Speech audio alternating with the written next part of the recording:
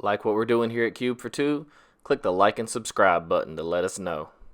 Also, cubefortwo is now a TCG Player affiliate. Click the link in the show notes for all your shopping needs to help support the channel. Alright guys, let's get started.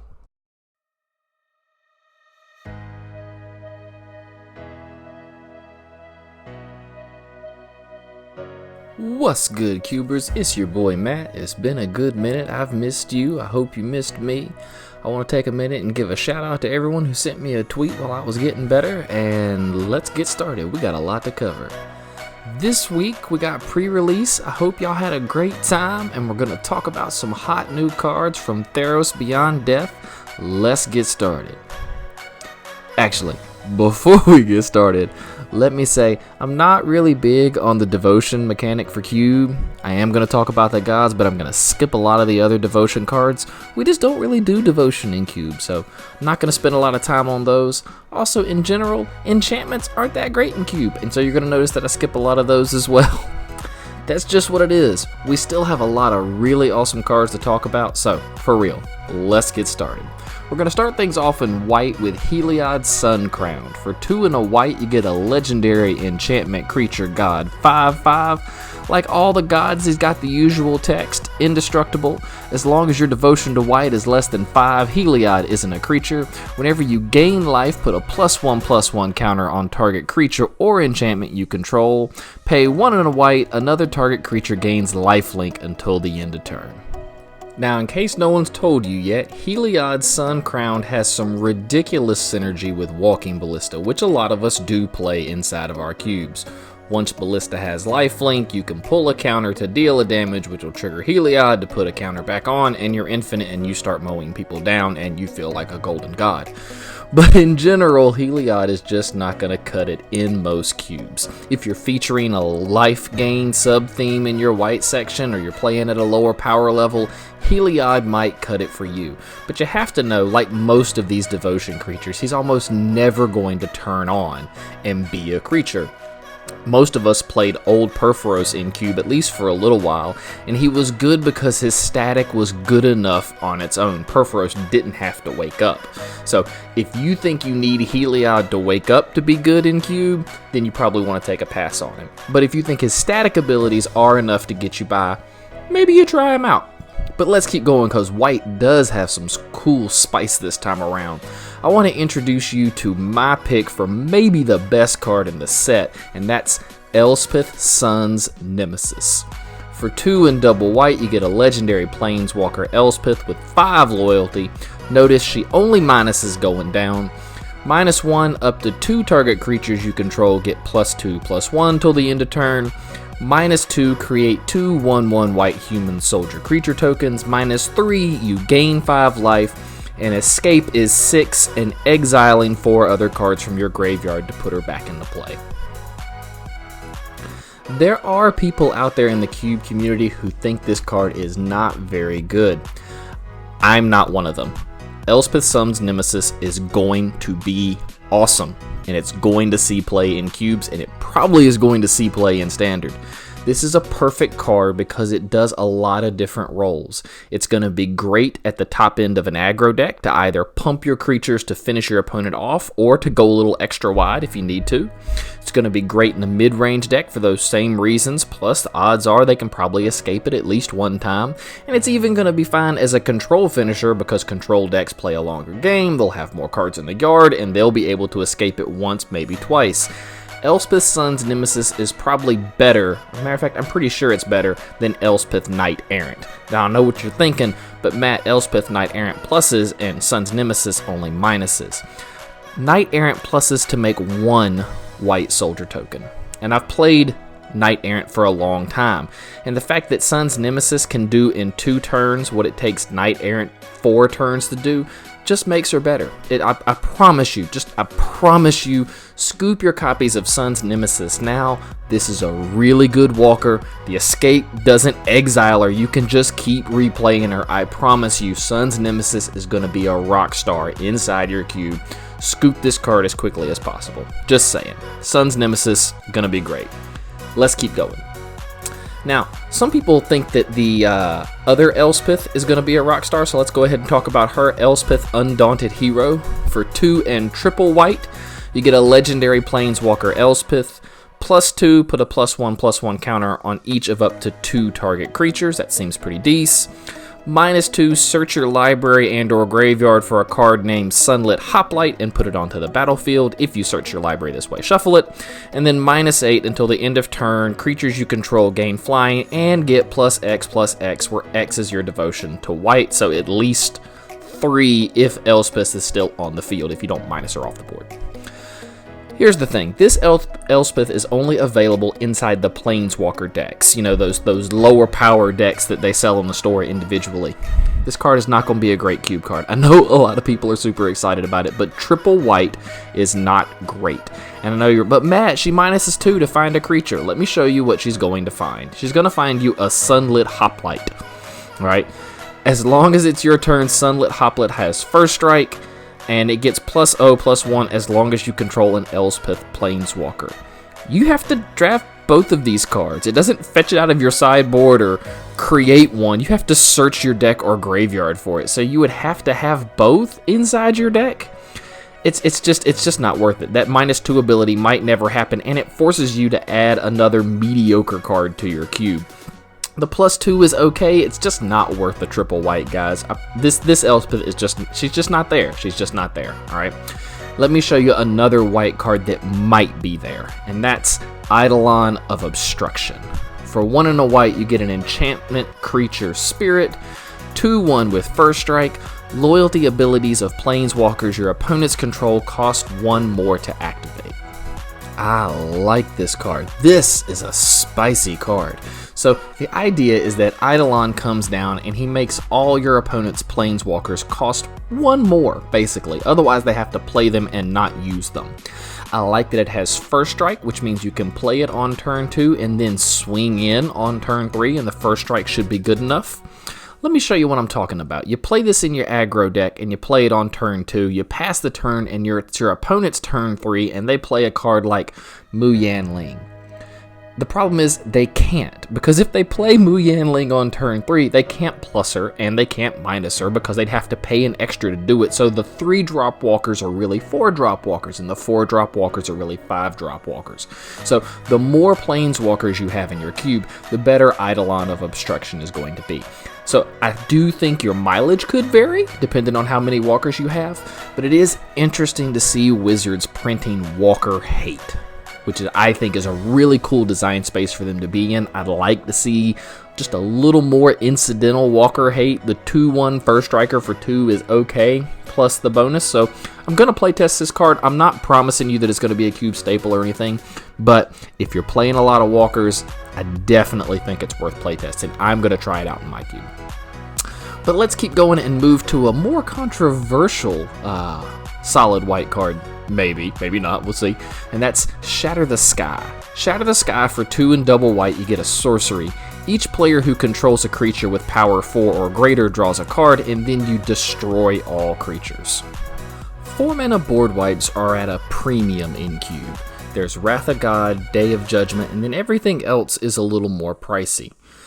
Shatter the Sky is going to reward your opponent for having big creatures that you have to wipe.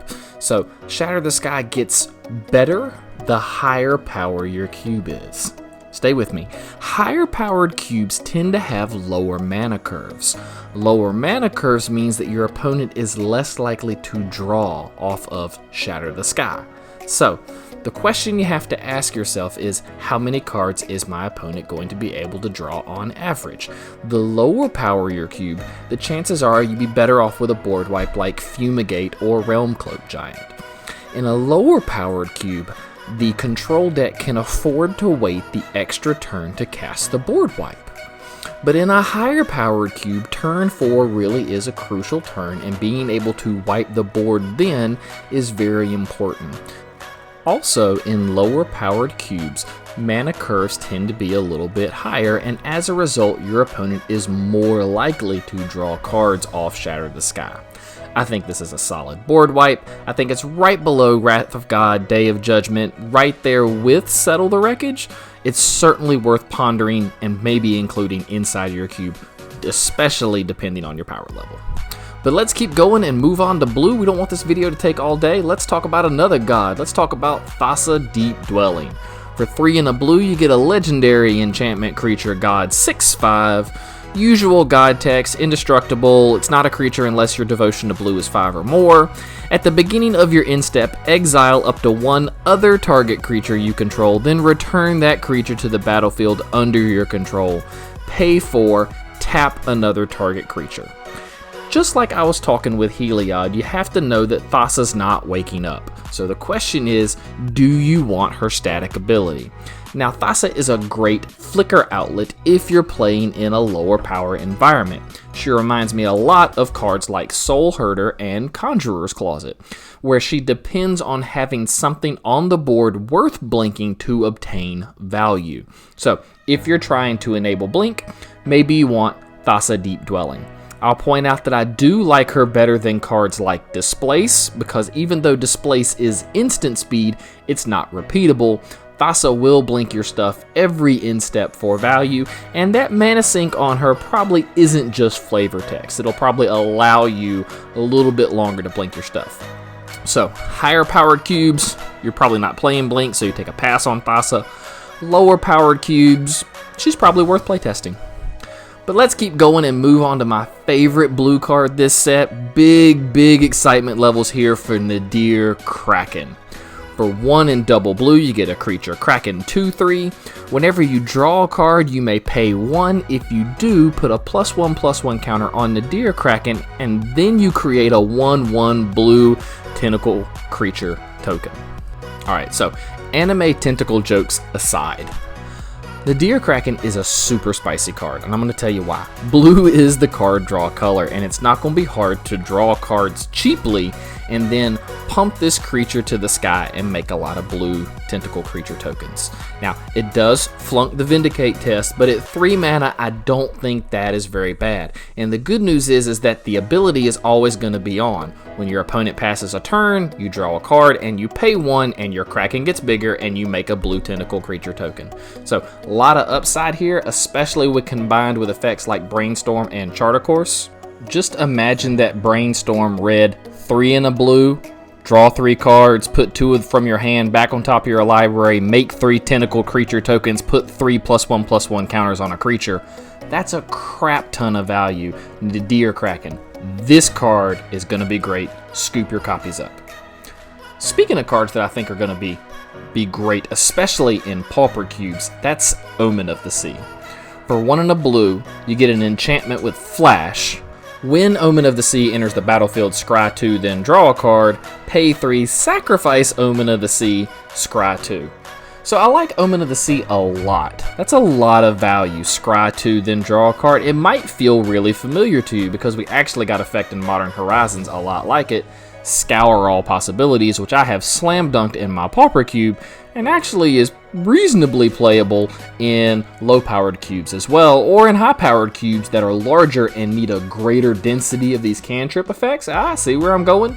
So if you're in a bigger cube, you probably want to try out Omen of the Sea because you're not playing enough quality cantrips anyway. I like Omen better than Scour, just because of the Flash. You get to do it at instant speed, and blue players hate tapping out to draw cards. We don't want to do that on our turn.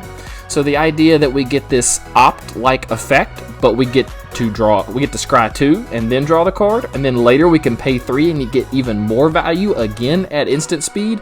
There's a lot to like about Omen of the Sea. This is a slam dunk in pauper cubes, and I think it's going to be playable even in other cubes, regular traditional cubes that are just larger and need that density of effects. But on a different note, let's look at another card that I think is spicy and I'm not entirely sure how to evaluate. So let's take a peek at Thrix, the Sudden Storm. For 3 in double blue, you get a legendary creature elemental giant with Flash. It's a 4/5 flyer, and spells you cast with converted mana cost 5 or greater cost 1 less to cast and can't be countered. The thing I really like about this card is the Flash. I'm not going to front. I'm a huge fan of Flash on blue creatures. In fact, lately we've been getting enough flash creatures in blue and green that there's a Simic flash deck that's starting to just happen naturally inside of my cube anyway. So Theros seems pretty playable in like a Simic flash deck or a tempo deck or even as a control deck finisher that can be flashed down. The other thing I like about him is that text at the bottom that seems like flare text, spells you cast with converted mana cost 5 or greater cost 1 less and can't be countered. That's actually a sneaky good effect. It's going to let the blue players hold up more mana, and in the control mirror match, it could be really polarizing because once I land him, you can't counter any of my big stuff, and that's pretty solid as well. So I don't know that it's an auto include, but I do think this card is worth testing. Theros the Sudden Storm, it's pretty spicy. I really like it, and I love me some flash. So that's a card Matt's like low-key pick worth trying out in your cube. Speaking of cards that I think are worth trying out in your cube, let's talk about Theros Intervention. I spent a lot of time studying on this card trying to decide how good it was. So here we go. X and double blue, you get an instant. Choose one. Look at the top X cards of your library, put 2 of them into your hand and the rest on the bottom of your library in a random order. Or counter target spell unless its controller pays twice X. Now, this card reminds me a lot of Supreme Will. For 3 mana, you get to counter a spell unless they pay 3, or you look at the top 4 and put 1 of them into your hand. And I don't think this card is as good as Supreme Will. I think the rate on Supreme Will is better. But just because it's not as good as Supreme Will doesn't necessarily mean it's not cubable. The floor on this card is X equals 2 most of the time. So X equals 2 means that you look at the top 2 and then you draw them both at instant speed, so 4 mana, draw 2. That's not a great rate. Or counter target spell unless its component plays twice X, so you could pay 2 and counter the spell unless they pay 4, which means odds are the spell's not resolving. Or pay 1 and get the counter target spell unless they pay 2. So I think 2 is the magic number for X. 2 makes sure that you get value off of mode 1 and you probably stop any spell mode 2. And anything after that is gravy. I think the card is worth playtesting. I think it's super spicy, especially in larger cubes, again, where you need a greater density effect, and flexibility is so key. The ability to hold up counter magic or draw those cards or dig and find those cards you need, really, really strong effects. Theros Intervention is worth playtesting inside of cubes. I'm going to playtest it inside of mine. But let's keep rolling and move on to black. I actually think black kind of got a little bit hosed in this set. I don't think there's a lot of cool busted black stuff. Let's start with their god, Erebos. Erebos the Bleak-Hearted. For 3 in the black, you get a legendary enchantment creature god, indestructible, unless your devotion's not 5, it's not a creature. 5/6. Whenever another creature you control dies, you can pay 2 life. If you do, draw a card. Lastly, pay 1 in a black, sacrifice another creature, then target creature gets -2/-1 till the end of turn. So what we have here is a great sack, outlet, payoff, all in one for like a black aristocrat-y sacrifice style deck. And so you sacrifice creatures to kill your opponent's creatures, and when your stuff dies, you pay 2 life and you draw cards and you fill your hand back up. So it's going to combine really well with any kind of deck that's running Blood Artist and those types of effects. The problem is I just don't think it's good enough in traditional upper end unpowered cubes. Again, if you're playing at a lower power level, maybe this is your thing, but I don't think the static is good enough to merit playing Erebos, because again, these gods almost never really wake up inside of cubes. So if you're doing the Blood Artist thing, cool. Otherwise, I think there's way better stuff you could be playing at 4 mana in black, like Chupacabra and Rankle. Play Rankle, that's my boy, just saying. Otherwise, I just don't think Erebos makes the cut. I don't think it's there, like all the gods. I think so far Thassa is the closest thing to a playable god we're going to get out of this set. Let's move on. Next up though, speaking of the 4 mana slot, let's talk about Nightmare Shepherd. For 2 and double black, you get an enchantment creature demon. 4/4 flyer. Whenever another non-token creature you control dies, you may exile it. If you do, create a token that's a copy of that creature, except it's a 1/1 and it's a nightmare in addition to its other types. So this is yet another sacrifice, black aristocrat kind of guy where you sacrifice your stuff and then you make 1/1 tokens that are copies of them and put them back onto the field for added value. The rate on this guy is not actually bad. 4 mana for a 4/4 flyer is a decent rate. The ability, though, I don't think is enough to crack it into upper end traditional unpowered cubes, and certainly not in powered cubes. If you're playing at a lower power level, you can give the Nightmare Shepherd a try, especially if you're doing black sacrifice stuff. But again, we just talked about it. There's much better stuff to be playing at 4 mana that's far more efficient. So for me, I'm going to take a pass on the Nightmare Shepherd. If you play him, though, and you think he's awesome, please feel free to shoot me a message. Maybe we'll give him a whirl. Moving on, though, Black did get one card that I think is very playable, and that is Agonizing Remorse. For 1 and a black, you get a sorcery.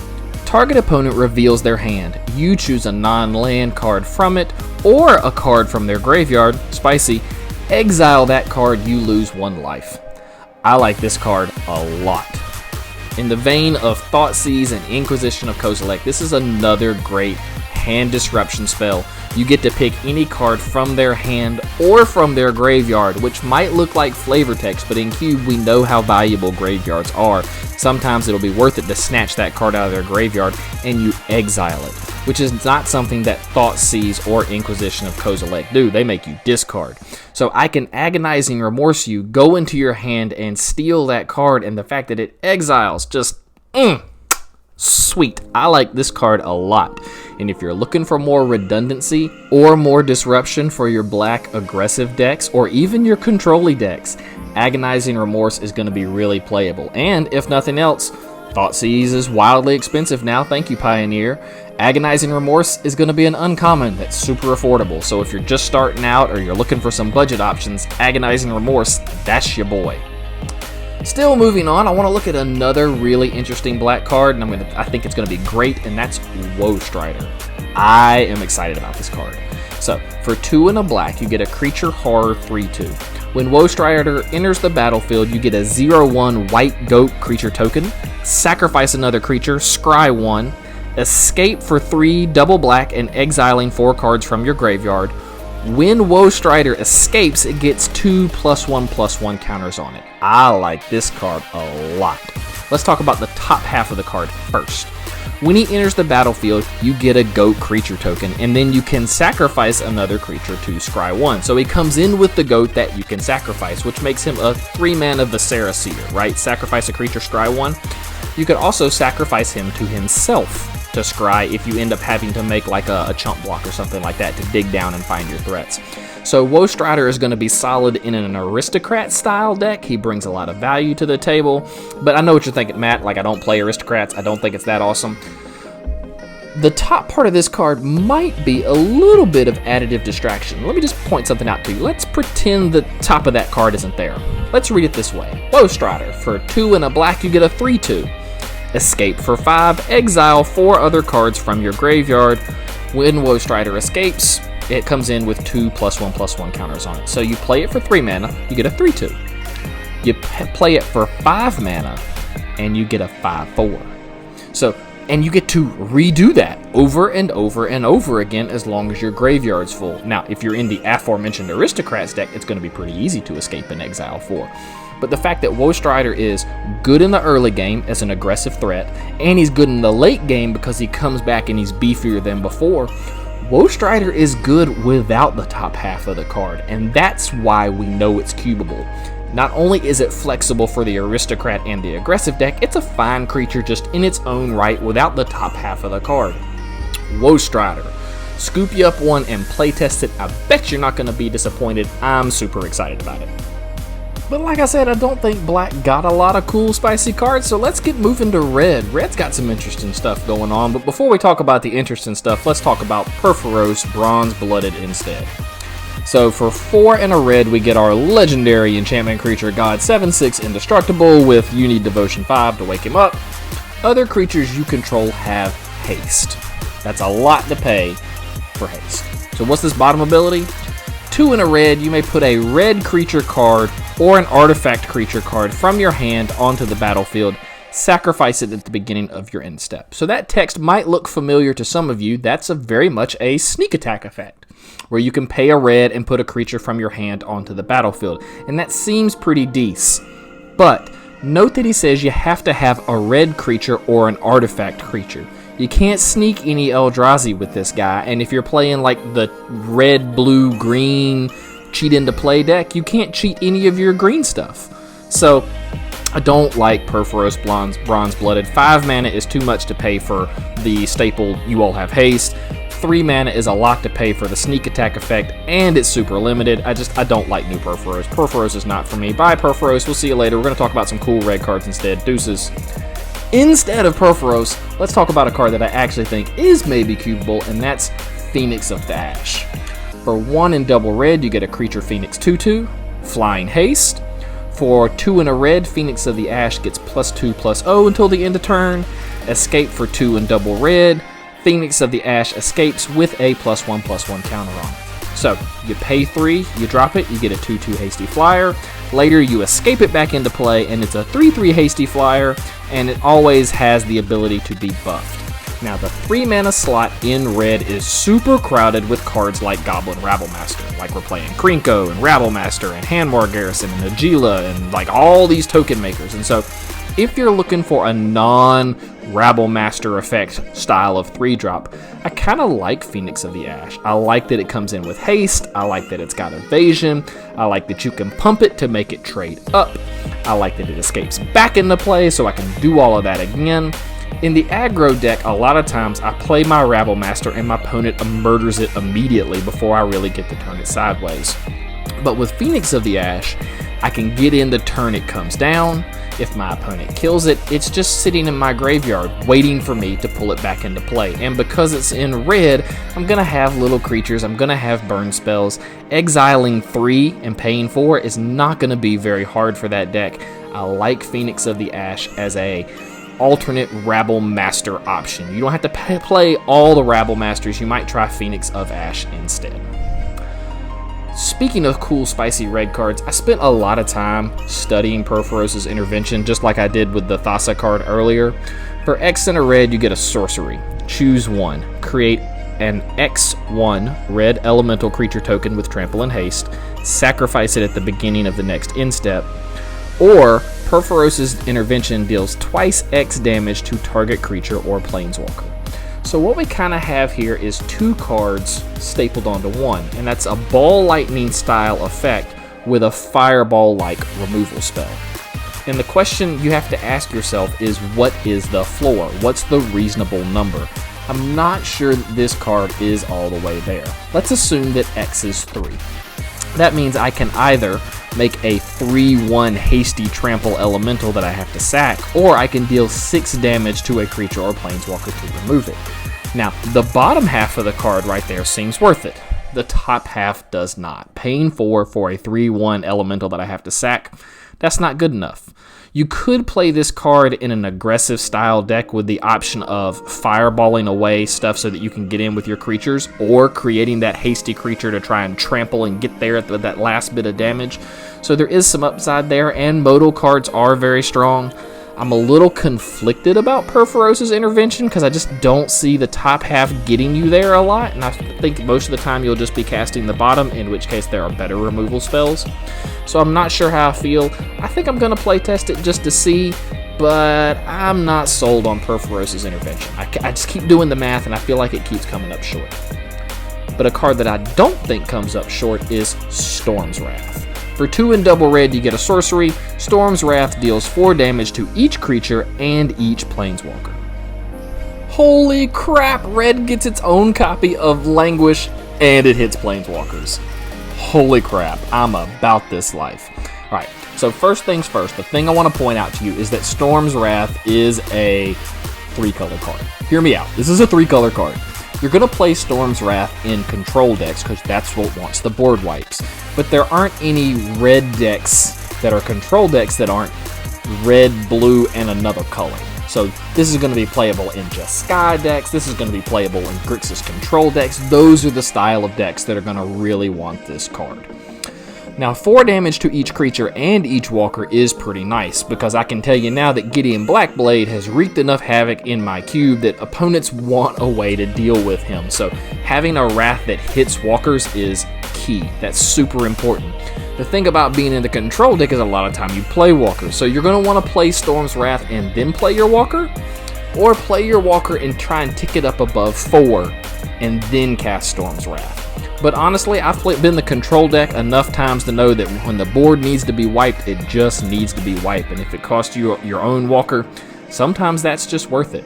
Storm's Wrath is going to be a super playable cube card. I like this card a lot. It's another card in red that can fit into mid-range and control decks. I like that about it too. And it's going to be a fine budget option for people who are starting out and need that extra board wipe and can't afford all the best ones right out the gate. So Red Languish, I'm all about this. This is going to be a solid include. Speaking of cards I'm excited about, let's talk about Satyr's Cunning. This is another super spicy card that is a slam dunk in pauper cubes and might make it in your cube too. Satyr's Cunning is 1 red, create a 1/1 red satyr creature token that has this creature can't block, and then you can escape it for 2 and a red, exile 2 cards from your graveyard. So Satyr's Cunning is a 1 mana make a 1/1 that can't block. Matt, that's not that good. I hear you, it's not. But the fact that you can always pay 3 and exile 2 more cards to make another token gives it replayability later in the game. And we already talked about earlier how red decks are filled with cards like Lightning Bolt and other burn spells and other little 1-drops that will help fill your yard to fuel Satyr's Cunning. I can see it being played in red-black sacrifice decks, mono-red aggressive decks, especially in Pauper Cube, but maybe even in your cube too, especially if your cube is bigger and you need a greater density of solid red 1-drops, because this is a red 1-drop that, after you've played a couple cards, basically draws you another red 1-drop because you just recast it. And after you play a couple cards, you've drawn another red 1-drop and you just recast it again. So I think Escape is going to be a really underrated mechanic. It's going to be super strong, and I really like it on Satyr's Cunning. This is a common that really might make it inside your traditional cube. But let's keep going and look at what I think is one of the spiciest red cards in this set. I'm really excited about Tectonic Giant. For 2 and double red, you get a 3/4 elemental giant that says, whenever Tectonic Giant attacks or becomes the target of a spell an opponent controls, choose one.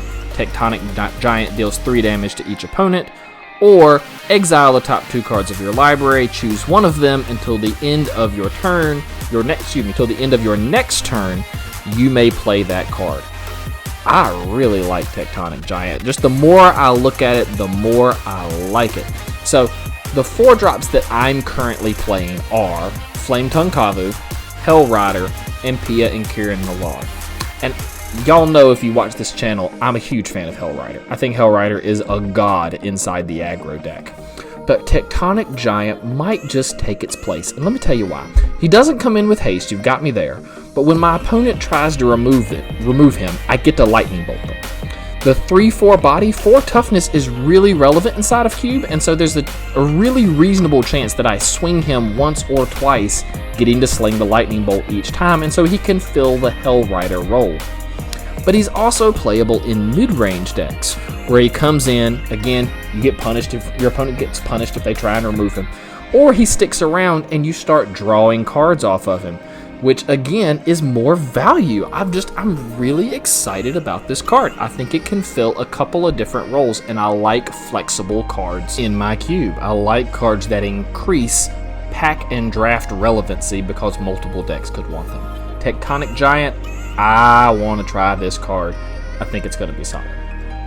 Let's move on to green and talk about Theragod really fast. Poor Nylea, the keen-eyed, for 3 and a green, indestructible, devotion 5, yada yada. Static ability, creature spells you cast cost 1 less. It's just not going to cut it. It's just not going to cut it. What about this bottom part? 2 and a green, reveal the top card of your library. If it's a creature card, put it into your hand. Otherwise, you may put it into your graveyard. So, pay 3, look at the top card. If it's a creature, draw it. If not, you can put it in your graveyard or you can leave it on top. I just don't like this card. I don't like this card. But Matt, it ramps us. Cool. Play Goreclaw instead. It comes in, it's turned on, and it ramps you, and it gives your team trample.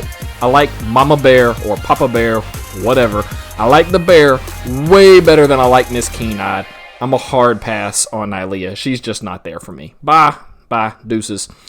Let's talk about a card that I do think is there, though, and it's one you might be sleeping on, and that's the Wolf-Willow Haven. And I want to give a shout-out to Zolthex for putting me on this card, because I missed it. I missed it. I read the set, and I guess I blanked out when I got there. And he was like, dude, this card's super sweet. Go back and look at it, and he's right. So for 1 and a green, you get an enchantment, Enchant Land. Whenever the enchanted land is tapped for mana, its controller adds an additional green, so it's got that wild growth effect on it. And then for 4 and a green, you sacrifice Wolf-Willow Haven, and you create a 2/2 green wolf creature token. Activate this ability only during your turn. So in the early part of the game, you get this wild growth, fertile ground-like effect, helping to ramp you. And then later in the game, when you don't need it anymore, you pay 5, you sacrifice this, and now you've got a body instead. Flexibility, boys and girls. I like this card a lot. I like early ramp. The early ramp is hard to remove because it's an enchantment. I'm a big fan of that. And then late game, when you're like, ugh, I don't need this mana anymore. Cool. Crack him open and make a wolf instead. I'm already playing Nightpack Ambusher, so I already got some wolf synergy going on anyway. I'm a big fan of Wolf-Willow Haven, especially in larger cubes where, again, you need that ramp redundancy stuff going on. This is a card you're gonna slam dunk in Peasant, and is probably good enough for your traditional cube too.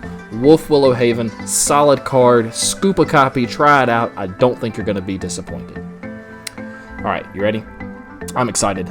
This is the best card in green, and some people are sleeping on it, and so here you go. You're welcome. Welcome to the first of Ronin Games! Yeah, cue the Olympic music. Da, da, da, da. No, okay. Alright, seriously though, I love this card. It's super sneaky good. For 2 and a green, you get a saga with 4 steps. Step 1, make a 1/1 white human soldier creature token. Step 2, put 3 +1/+1 counters on target creature you control. Presumably the token, it doesn't have to be.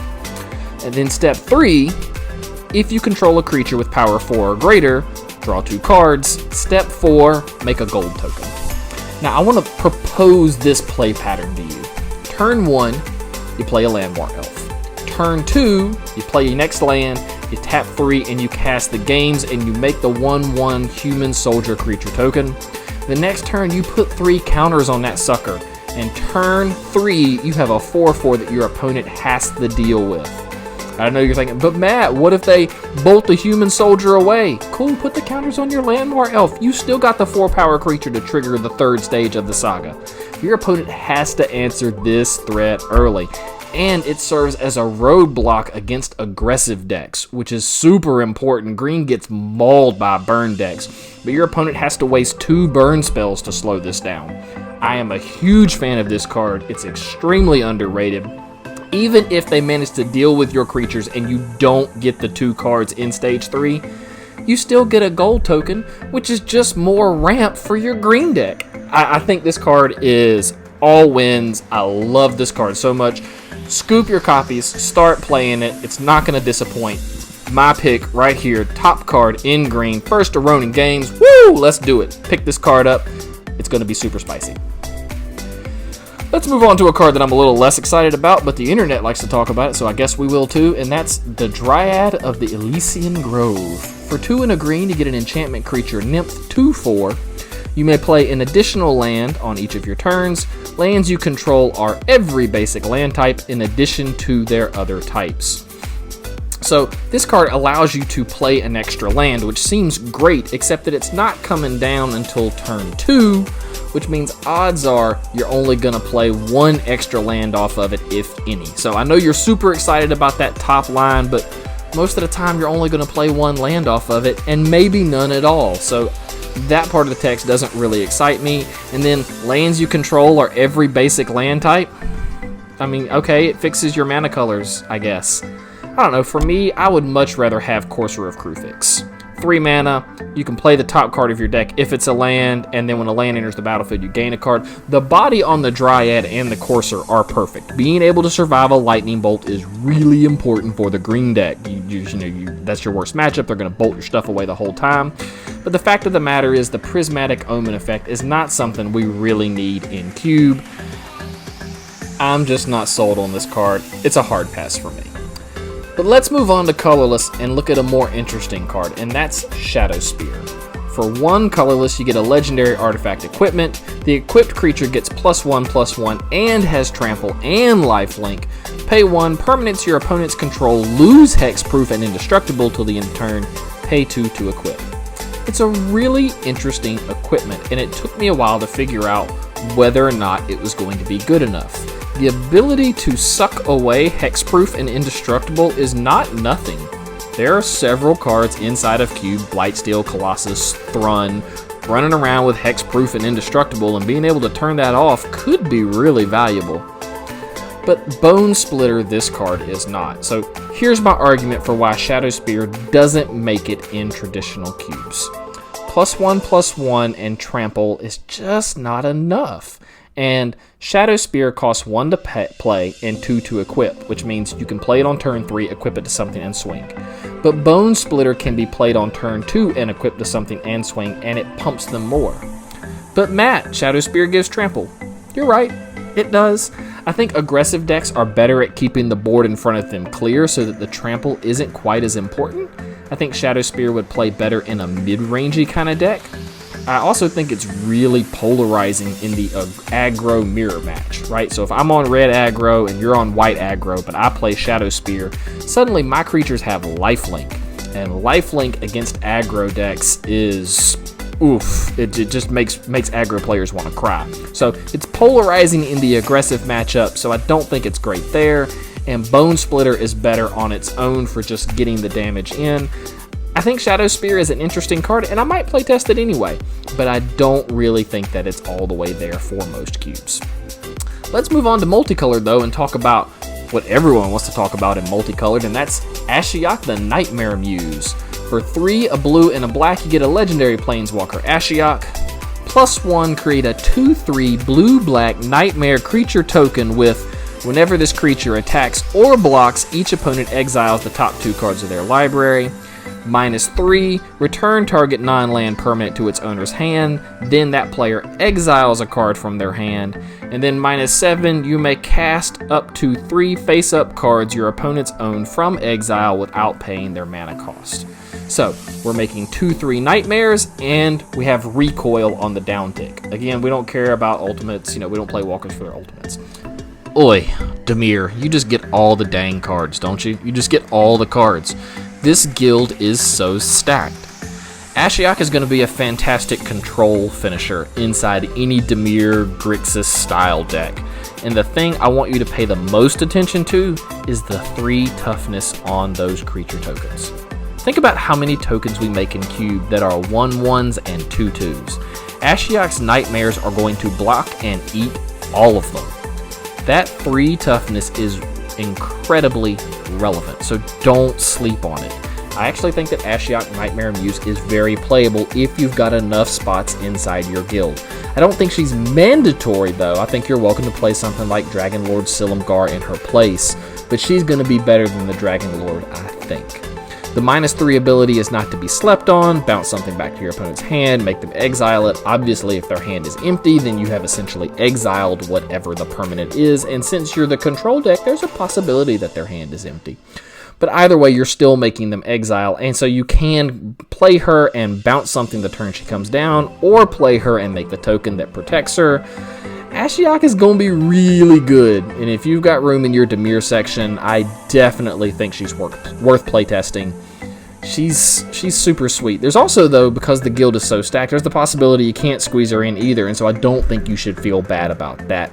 I think she's around that 4th or 5th best Dimir card. She's right in there, so very playable, but if you don't grab her, I think you're also probably still fine. Let's move on, though, and let's look at a fantastic Selesnya Walker. No, I'm just kidding. No. I did feel the need to look at Calyx Destiny's Hand. I don't know. Sorry, someone can correct me in the comments. For 2, a green and a white, plus him, look at the top 4 cards of your library. You may reveal an enchantment card from among them and put it into your hand. Put the rest on the bottom of your library in a random order. -3, exile target creature or enchantment you don't control until target enchantment you control leaves the battlefield. -7, return all enchantment cards from your graveyard to the battlefield for loyalty. Here's the thing, if you're supporting Selesnya Enchantress style decks, then you know you need this card, and if you're not, then you don't. And that's really kind of all there is to say about our boy Calyx. It doesn't matter, I'm not going to play him. Deuces, boss. Check you later. Speaking of cards I'm not going to pay, let's talk about Clothius? Sorry guys, I've been in the hospital, I don't know all their names. But I'm better now, so sweet. But yeah, the God of Destiny, let's talk about him. For 1 and a red and a green, you get a legendary enchantment creature god. 4/5 indestructible. As long as your devotion to red and green is less than 7, Clothius isn't a creature. At the beginning of your pre-combat main phase, exile target card from a graveyard. If it was a land card, add a red or a green. Otherwise, you gain 2 life, and Clothius deals 2 damage to each opponent, and it's a 4/5. So again, you have to know that this guy's static ability has to be good enough on its own, because devotion needs to be 7. You're not waking him up. And I just don't think he's consistent on his own. I think this card is going to be boss in constructed environments where you can stack your deck full of fetch lands and exile your opponent's yard and put them on a real clock. But in Cube, I'd much rather be playing Domri and Arcabolas or even Rhythm of the Wild. Cards that are just more dependable that I'll be able to cash in all the time. So the God of Destiny here is not destined for my Cube. Maybe you think he's playable in yours, and if so, let me know in the comments below, or maybe you can phonetically spell out his name so I'll say it right next time. Moving on, let's talk about my last pick for a spicy card in Cube, and that is Uro, Titans of Nature's Wrath. For 1, a green and a blue, you get a legendary creature, Elder Giant. 6/6, when Uro enters the battlefield, sacrifice it unless it escapes. So the first time you play this from your hand, it's dying. Whenever Uro enters the battlefield or attacks, you gain 3 life, draw a card, and then you may put a land card from your hand onto the battlefield, i.e. Growth Spiral. Escape for double green, double blue. Exile 5 other cards from your graveyard. So his escape cost is 4 plus exiling 5, and then when you play him that time, he sticks. So I kind of like this card. Growth Spiral, I really wanted it to be good enough for Cube, and it just wasn't. Like, being able to draw that card and then play a land from your hand, I was actually able to do it pretty consistently. I was almost always able to have a land in my hand to play off Growth Spiral. So the question is, at 1 mana more, can I Growth Spiral my boy Titan of Nature's Wrath, or can I discard him to some kind of other effect only to escape him into the battlefield later and gain 3 life and draw a card and play a land? So I like the recurability of him out of the yard. And again, of course, you can escape him as the game goes on. Now, the double green, double blue is a heavy tax. That's a lot to pay. It's not a lot to pay, but it's mana specific, and that's a lot. But I actually think this card could be sneaky good. And while, yes, we got a very stacked Simic section over the last year with cards like Hydroid, Krasis, and Oko, if you're playing him, I actually think there's still room for Uro in the Simic section. So give this card a go. I'm excited about it. I think it could be the real deal. Whew! Well, that's going to do it for today, Cubers. Really appreciate you tuning in. Really good to be back. If you've got questions or comments, please drop them down in the comments below. Catch us on the Twitter at cubefortwo. Be sure to pick up any cards that you want, but use that TCG Player affiliate link down there in the show notes. And as always, and until next time, shuffle up and keep cubing, my friends. Man, it felt good to say that again. I'll see y'all in a week.